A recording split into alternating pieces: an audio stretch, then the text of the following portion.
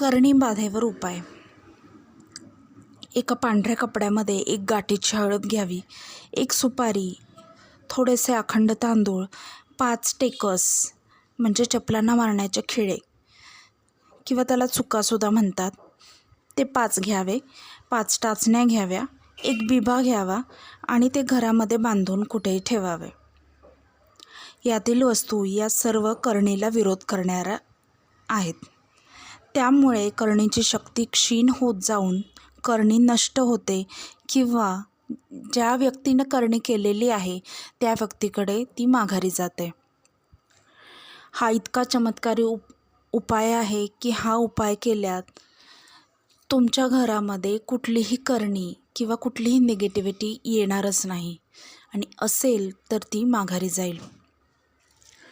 तुम्ही नक्की करा आणि याचा अनुभव नक्की मला कळवा.